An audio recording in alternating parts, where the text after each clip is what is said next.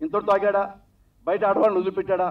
ఎవరైతే వీటి వల్ల మనం ఓడిపోతామో, వీటి వల్ల మనకు నష్టం వస్తుందో వాళ్ళింటూ ఆడవాళ్ళని కూడా తిట్టాయి. ఎగ్జాంపుల్ చిరంజీవి గారు పాపం పార్టీ పెట్టుకుంటే నన్నే పిలిచి నాకు సీట్ ఇచ్చాడు. నేను అడగల చిరంజీవి గారు, వీడు అసెంబ్లీలో ఉంటే బాగా మాట్లాడతాడు మంచోడు అని నాకు పిలిచి టికెట్ ఇచ్చాడు. ₹1 డబ్బులు తీసుకోవాలి చిరంజీవి గారు, పాపం గ్రేట్ మ్యాన్. అంత డిమాండ్ ఉండి కూడా మురళీ కావాలి నాకు. అతను పాపులర్ అయిపోయాడు, నెక్స్ట్ మన ఓట్లు పోతాయో అని చెప్పేసి చిరంజీవి గారింటో ఆడపిల్లల గురించి ఘోరంగా తెలుగుదేశం నాయకులతో తిట్టించాడు ది గ్రేట్ చంద్రబాబు.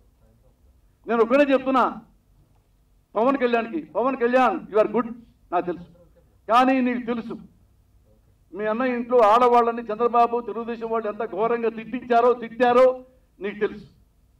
ఇప్పటికైతే లాస్ట్ డే నీకు రిక్వెస్ట్ చేస్తున్నా, అతను మ్యాస్కరేడ్ అంటే మేకవన్న పులి చంద్రబాబు.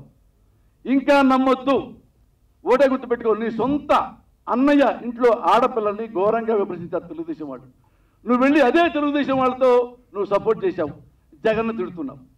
గుర్తుపెట్టుకో, నేను నీకు హామీ ఇస్తున్నా పవన్ కళ్యాణ్, జగన్ గురించి నువ్వు ఎంక్వైరీ చేసుకో.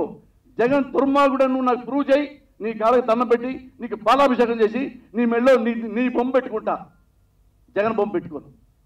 Such a great person Jaganmohan Reddy, character ఉన్న మనిషి.